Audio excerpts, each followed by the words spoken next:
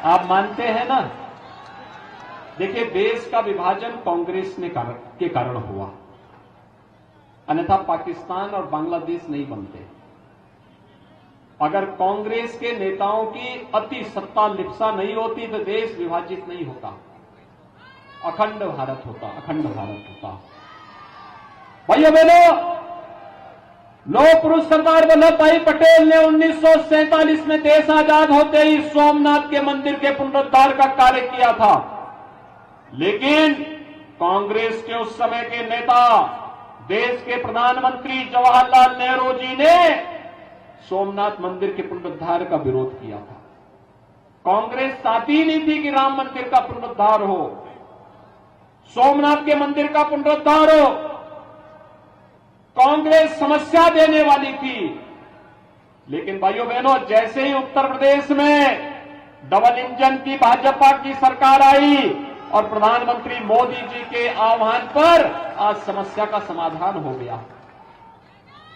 मैं देख रहा था, राहुल जी कल से परसों से केदारनाथ धाम में दर्शन करने के लिए गए हैं, तो मुझे एक सुखद अनुभूति हुई कि चलिए, राहुल जी को पूर्वाभास हो गया है कि अब कांग्रेस के लिए कोई जगह नहीं बची है, मध्य प्रदेश में कांग्रेस का सफाया तय है, और इसीलिए उन्होंने पहले ही केदारनाथ धाम की यात्रा का रास्ता अपना लिया है।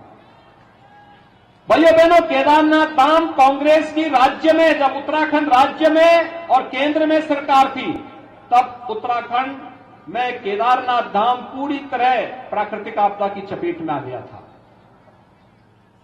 हम सब आभारी हैं प्रधानमंत्री मोदी जी के, जिन्होंने केदारनाथ को एक भव्य स्वरूप देकर के केदारपुरी के रूप में पुनर्स्थापित कर दिया है। महाकाल का महालोक आज शिवराज सिंह चौहान जी के नेतृत्व में मध्य प्रदेश में एक नई अनुभूति करा रहा है, और वैसे ही अयोध्या में भगवान श्री राम का भव्य मंदिर हो या काशी में काशी विश्वनाथ धाम एक नई अनुभूति कराता है। भाइयों बहनों, विकास की योजनाओं के बारे में अगर आप देखेंगे, इंफ्रास्ट्रक्चर के जो कार्य हो रहे हैं, highway, railway, airport, AIIMS, IIT, IIM, नए नए संस्थान बन रहे हैं, और पर्यटन की दृष्टि से जिस प्रकार के विकास के कार्यों को एक नई ऊंचाइयों तक पहुंचाने का कार्य हुआ, नई तेजी के साथ आगे बढ़ाने का काम हुआ।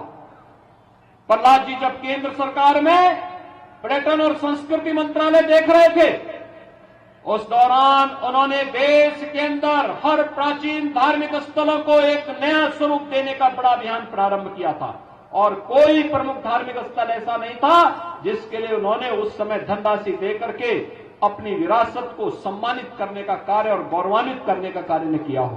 भाइयों बहनों, एक लोगों के मन में एक लालसा होती है, यह कार्य 1947 में भी हो सकता था, उसके बाद बनी हुई कांग्रेसियों की विभिन्न सरकारों में भी हो सकता था, उन्होंने नहीं किया। और भाइयों बहनों, गरीब कल्याणकारी योजनाओं की बात आप लेंगे, जो आज हर घर में शौचालय बन गए हैं, केंद्र और राज्य में कांग्रेस की सरकारें लंबे समय तक कार्य किए हैं। यह कार्य कांग्रेस भी कर सकती थी, हर घर को आवास दे सकती थी, हर गरीब को आवास दे सकती थी, हर घर में बिजली के कनेक्शन दे सकती थी, हर गरीब परिवार को स्वास्थ्य सुविधा का लाभ दे सकती थी, हर गरीब को उज्ज्वला योजना का कनेक्शन दे सकती थी। लेकिन कांग्रेस का कभी एजेंडा विकास नहीं था, लोक कल्याण नहीं था, एक परिवार का कल्याण था, और इससे बाहर कभी नहीं निकल पाए। और भाइयों बहनों, आज इसीलिए हम सब आपके बीच आए हैं। भारतीय जनता पार्टी ने जो कहा वो करके दिखाया, समाधान किया, और समाधान को निकाल करके आपके बीच में लाने का कार्य अगर किसी पार्टी ने किया है, वह भारतीय जनता पार्टी ने किया है।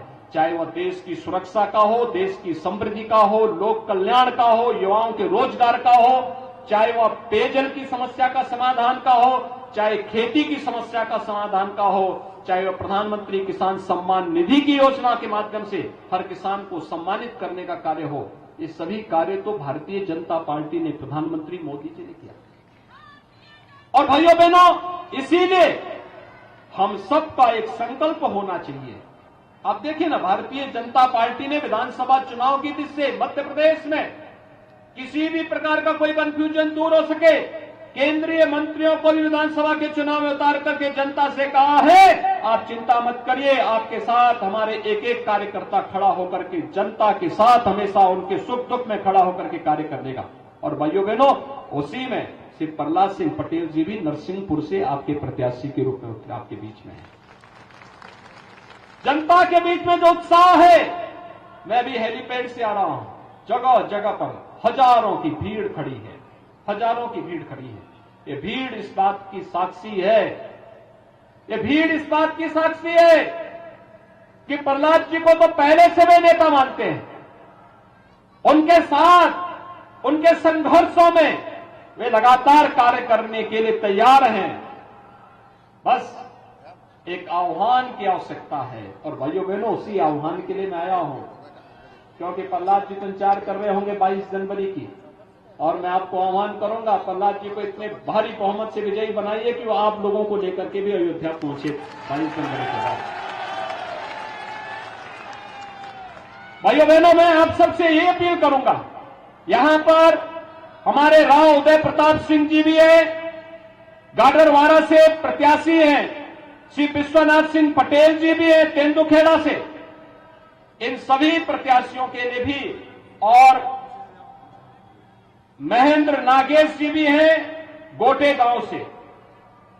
ये सभी हमारे प्रत्याशी आज यहां पर खड़े हैं।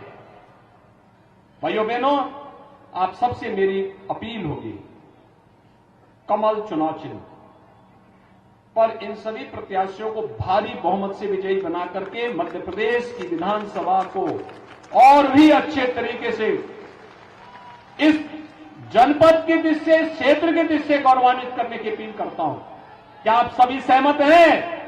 सभी लोग सहमत हैं? सभी लोग सहमत हैं? तो फिर मेरे साथ बोलेंगे, भारत माता की, भारत माता। नमस्कार, मैं हूं मानक गुप्ता। अगर आपको हमारा ये वीडियो पसंद आया हो तो इसे लाइक और शेयर जरूर करें, और हां, हमें सब्सक्राइब और फॉलो करना ना भूलें, ताकि आप देश और दुनिया की कोई खबर मिस ना करें। तो जुड़े रहिए हमारे साथ और देखते रहिए न्यूज़ 24।